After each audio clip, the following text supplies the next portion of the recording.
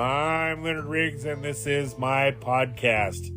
From my head to your ears. I'm not even going to gripe about a theme song anymore. I guess I'll just never have one. That's just the way life goes. But anyway, I want to talk today about people, the public, persons, you and me. We're people. So I might talk a little about myself, a little about what I've learned from dealing with the public, in quotations, working in retail for the last 30 some years. Learned a lot about people, working for them. You see things differently on that side of the fence. So I'm going to take a break and I'm going to talk about people, and I'll be right back. And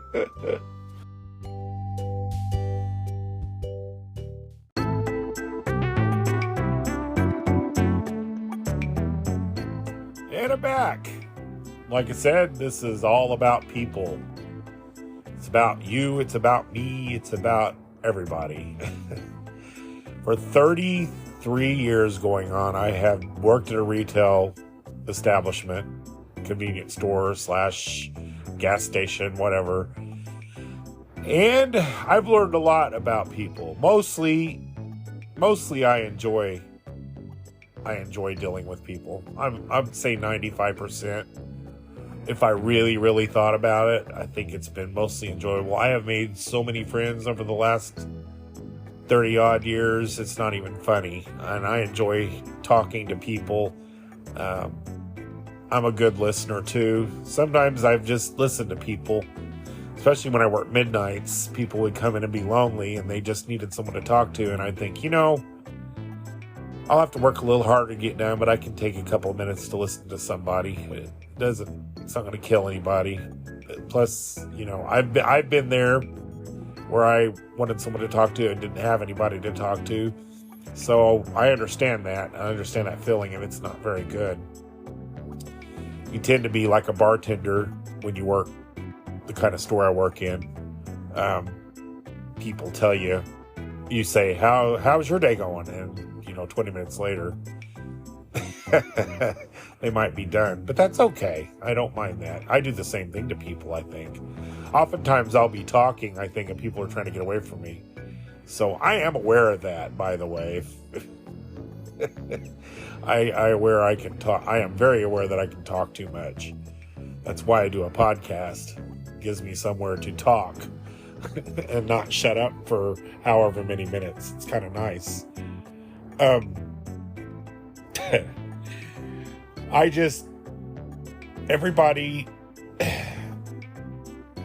Everybody likes to be heard, and everybody's got an opinion, blah, blah, blah. I don't enjoy talking about politics. That's just not one of my favorite things in the world. I'll listen, but I don't like politics. I don't like politicians. I said that in my last podcast. Not my favorite subject. However, I can talk all day about things that are near and dear to my heart, mainly caring for your parents or animals. Ask me about my cats. I won't shut up. I can talk about science fiction and Star Trek and horror movies. And don't get me started on Olivia Newton-John. I can tell you all sorts of stuff about her. But I always know people don't want to necessarily hear it or not that interested in it. So you got to know who you can talk to about whatever. And so you got to be aware. You got to be self-aware in life when you're a people. I think, okay, I'm going to talk about the negative side of dealing with people. For instance, I have other jobs to do at my job, and when I've got a break, I got to run and go do them. And you have to learn to juggle, waiting on people. And so I don't always have time to talk, but I do have to keep things running, and I have to keep things made, and I have to keep customer ready. There's things you have to do, and I'll go run off and do them, or get ready, or get the things I need to do them between customers, and 99% of the time I come back and there's one person standing there saying, oh, I could have ran off with the whole store while you were back there. And I'm like, oh, you weren't up here 10 seconds. So that's kind of that annoys me a lot. I just clinched. I just grit my teeth. I can't stand that. That is a way to annoy Leonard, by the way. Also, bathroom breaks. You have to run and take a bathroom break when nobody's around. And I swear, I'll wait and there's not a car in sight, and I'll run to the bathroom.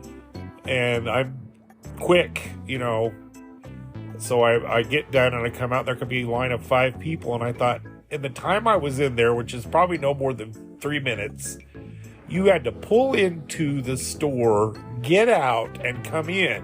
How in God's name were you that fast? It always boggles my mind. And also, you ever notice when you go to a store and say there's like 2 cars in the parking lot, and you're like, oh, good, it's not very busy, and you'll go shopping, and by the time you get up to the counter, you have a line of like 10 people. It's like, where did these people come from? And how did they shop that fast when they weren't in here before you were? Am I that slow a shopper? It's just crazy. Something else I noticed about people, and I may have mentioned this in a past podcast, but I mentioned this a lot to people, so that's why I'm not sure if I mentioned it in the podcast or if I just told people. But people color coordinate their items, especially in a convenience store.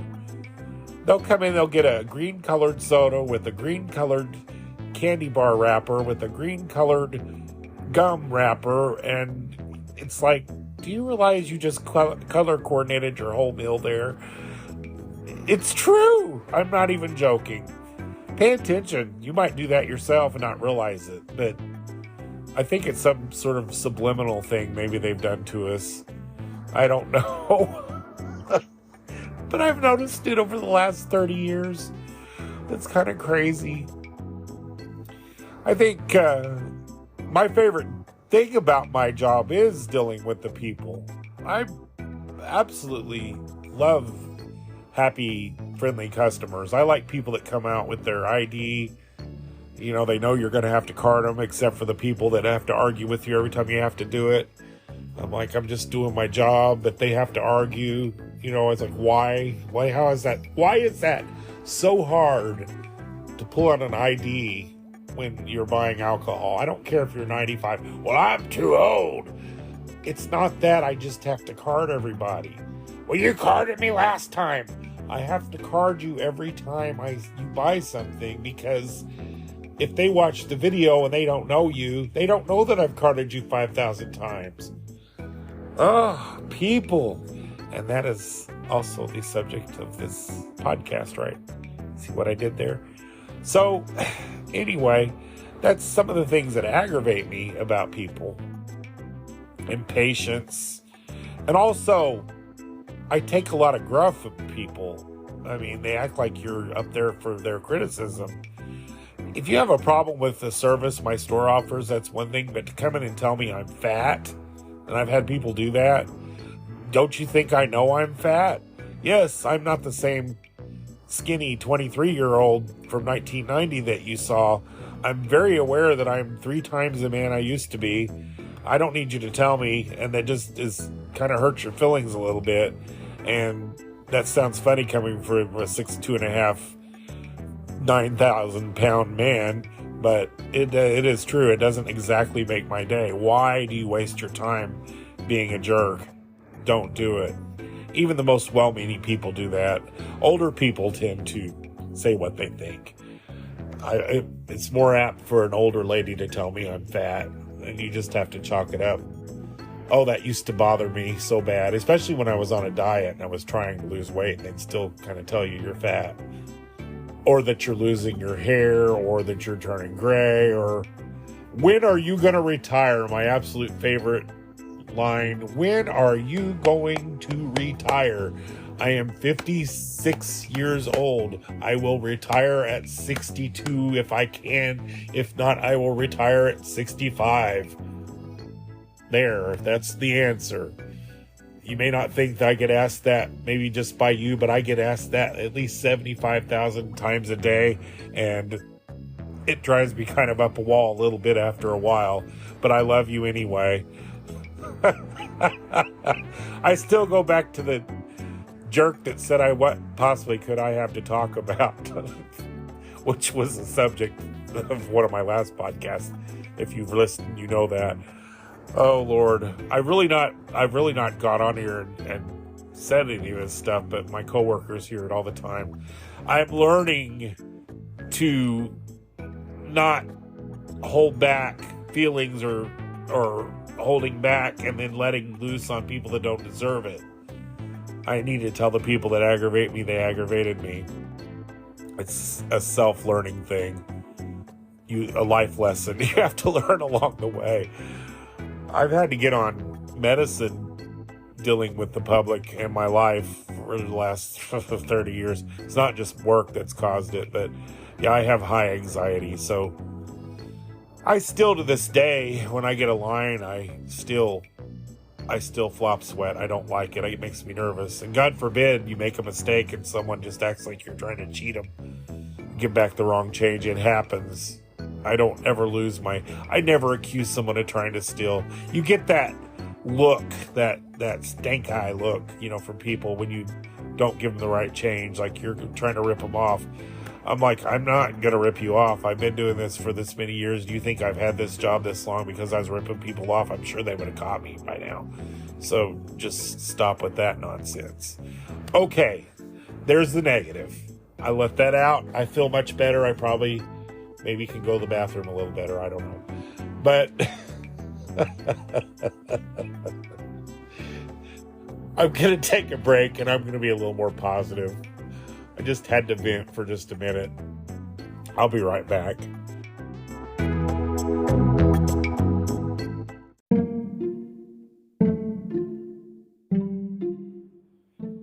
And I'm back. So now we're going to concentrate on what I love about people.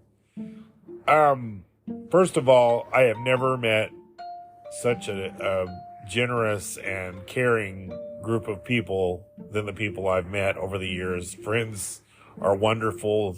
They are to be treasured, and I place my friendships way up high on importance. Although I know I've missed some important dates, like I missed a friend's wedding, and she'll never let me live that down. But I understand, and if I had it to do over again, I most certainly would have made it. But I had to work, and I couldn't get off that weekend. And it bothers me. It's bothered me for, 25 years now? I wish I could have it to do all over again. Work is important to me. I have to pay bills. I also like my job, even though I get aggravated. But who doesn't? But I do generally like my job, and I love the people that come in. I've said that before. I absolutely mean that.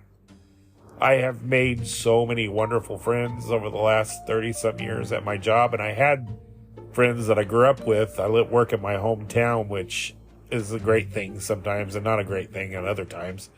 But I generally either know people that I went to school with, that I've met through the store for the last 30 years or so, or they knew my dad or my mom or my sisters. But excuse me, it's nice it's kind of like the Cheers theme song where everybody knows your name. I like that. I like that familiarity, and I like that. It's comforting to me. I like the fact that I've watched kids grow up. I've watched when I started at my job, I watched fathers bring their sons in going hunting. I have watched those sons grow up and take their sons. I've gone through 3 generations of families. Recently, someone became a grandfather that I've known since he was, I think in the 7th or 6th grade. So I've gone from middle school to grandparenthood with these people. And I've lost a lot of people. Gosh darn, every time someone dies in our town, it's someone I really care about. I've lost some good friends. There's been a couple instances where I was the last person someone saw before they went and got killed in an accident. Stuff like that that's just very strange. I feel like sometimes I'm the caretaker at people's life stop.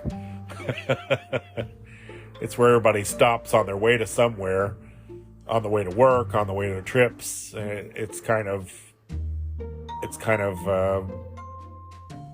what's the word I'm looking for? You could make or break someone's day on my side as well as the other side. I can be rude to people and ruin their whole day. You don't think that's important, but it is. Hence all the Karen videos floating around out there.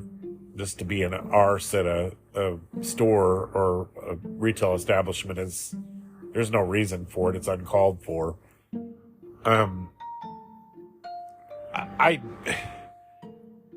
I enjoy that I'm a part of your life in some way. And people come in and they do, I know people don't mean bad when they ask me when I'm going to retire. They just really are just asking me that. But I like that people come in and say, you were here. I can't believe you're still here. And they're actually glad to see me. And then we always reminisce about the old days. I forget nothing. So chances are I'm terrible with names. That's one thing there's so many people. I can't remember everybody's names. I try to remember birthdays. It's amazing how many I can remember, but I can't always remember people's birthdays, like when I have to type in ages for cigarettes or whatever, if they're of age. You should know my birthday. Oh, I wished I could remember that, but I can't. But we have to card people for alcohol, everybody. And we don't for cigarettes, but we do at least have to ask an age. If you're under a certain age, we have to card. But anyway, that's retail, a retail secret or whatever. Privileged information. Don't tell anybody. I might have to come find you. No, I'm joking. Of course I'm joking.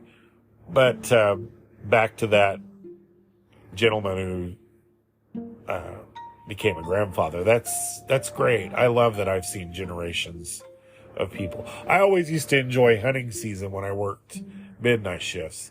It was kind of crazy, but I enjoyed seeing fathers spend time with their sons. And I noticed this is Southern Illinois, by the way. We're a big hunting area. People visit our area to go hunting. So around October, November, December, January, we have a lot of hunters in. I think around Thanksgiving is a big deer hunting season. God knows we've got plenty of deer that are running out in our parking lot sometimes around here. Living in a rural area is different. But I've noticed over the years, too, that fathers are taking their daughters hunting. A lot of girls like to go hunting. That's something that's come about. Duck season. I used to have a group of guys that I've watched since they were little kids. It was tradition for me to be there on opening duck season at my job. And I always enjoyed that.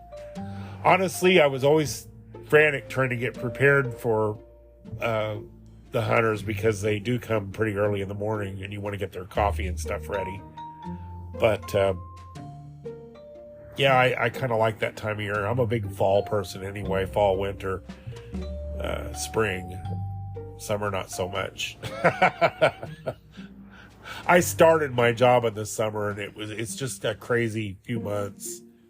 And the last thing people want to do is stand around and talk to you. They want to go out and have fun. So you are the stop along the way to the lake. I live by Wren Lake, which, by the way, if you are aware of the housewives that visited, the famous housewives of Beverly Hills or whatever, that visited our area, Benton, Illinois, where they went, and I think the show's called Return to Crappy Lake. Well, anyway, that is actually Wren Lake, and that's where my store is 7 miles from. I don't think they stopped at my store. I'm not aware if they did. I certainly didn't want to be a monkey or a clown for them because I think they picked the most ridiculous parts of our area and highlighted it, making us look like clowns and idiots here, hick fools, but that's okay. Whatever. That's not the first time that's happened. A movie was filmed just in our area, and actually one scene was filmed just a little bit from my store. It was called, at the time, it was called Goodbye Sunrise. And it was about a fictional town named Sunrise, which was actually a composite of Benton, West Frankfort, and towns in our area, and part of my town, Christopher. And the working title was Goodbye Sunrise, but the finishing title was Poor White Trash. So they kind of pulled a sneaky little title change there, and it was kind of insulting, I thought. I don't consider myself poor white trash at all. I'm definitely not rich. Trash, I'm not. Poor, I might be poor. I am white. Anyway. Boy, I went a little left of field there on my subject, but yeah, Hollywood. Weasels. Hollywood weasels. That's just true. But anyway, I don't like people that, here I go with the negative again, but I don't like people that can't acknowledge you as a human being. If you're spoken to, at least speak back. Are you having a nice day? Yes. I say, are you having a nice day? And they just look at you. Don't want to talk to you. Whatever. It's okay. Well, I'm going to take another break here because I'm getting hoarse. And I will be right back with a little more on this subject. People.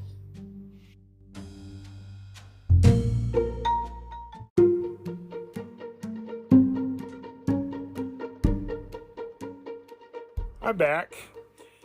And I kind of am aware at my job where I work, which is in the corner of two highways in very rural southern Illinois. I live in a town that has less than 3,000 people. And I did grow up here. I was born in nearby Benton, but I did grow up in my town. This is where I've lived all my life, and I'm actually currently living in the house I grew up in since I moved back home to care for my parents and my mom, especially. I know I am a representative of our area, talking about Hollywood picking people that were silly and places that were not clean to film, and enjoying the crappiness of the whole thing. The whole idea of calling it Crappy Lake right there was a take on words, I do believe. Crappie Lake, not Crappy Lake. It's Rin Lake, by the way. But I am a representative of our area. When people pass through on these highways, you want to be respectful and you want to come off intelligently and even folksy or friendly, is good. I want them to get the idea that this isn't a horrible place to come, or pass through. For a little town, we have 3 convenience stores, and we're kind of in the prime location because the other 2 convenience stores are more in town. We're right there on the way to somewhere, either or. Oftentimes there's a fairgrounds down the road that have a lot of shows throughout the year, and especially during fair time. Over the years, I haven't had very many celebrities stop in. I did have a group called Saving Abel stop into my store. I think I've told this story. Again, I don't know where I've told this story so many times. I don't know if I told it on a podcast or to people or both. Who knows? But I'm going to tell it again. Saving Abel is a group. Wasn't aware of them. I'm pretty up on music, but I wasn't aware of Saving Abel. And they were an act playing at the fair. And they stopped in at 5:30 in the morning in their underwear, by the way. And they were really funny guys. They were just like getting off the bus in their boxers. Hilarious. Had no idea who they were. I didn't know they got off a bus. And bought some food and things, and we're very friendly guys, and neither me or the lady in the deli, we were the same age, knew who they were. And then Senator Jim Ray came in, retired Senator Jim Ray, and he told me who they were. And I'm like, oh, okay. So I looked him up on Facebook and left him a message. It was kind of funny. That was the first time I had met any celebrities, national celebrities. I have a lot of local celebrities that are awesome that came in during the fair.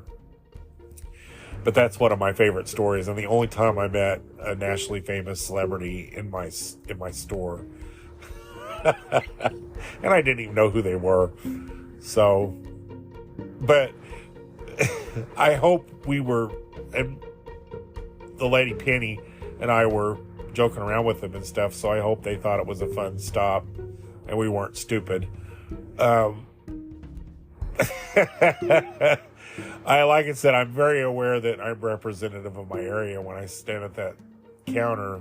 I mean, I can be a jerk and unfriendly and make people think, oh, I don't want to stop in that town again, that clerk. So you really don't think that you're important or what you do is important or what you say, but it really is. You can make or break someone's day.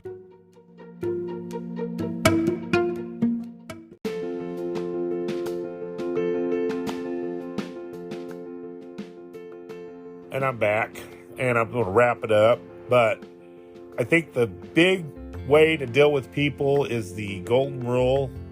Do unto others as you'd have others do unto you. Treat people the way you want to be treated. Talk to people the way you want to be talked to. Be real. Don't be fake. I'm very real. People know if I'm grouchy, I'll tell people, hey, I don't feel good. I'm mad about something, whatever. I apologize if I come off gruff. I know I've snapped at people that didn't deserve it before. I try to always apologize. And there's the other rule. Always apologize. Don't leave things left unsaid. Just try to treat people good, and I think it'll come back on you. I think people will treat you the way that you treat them. So that's pretty much the secret of dealing with people.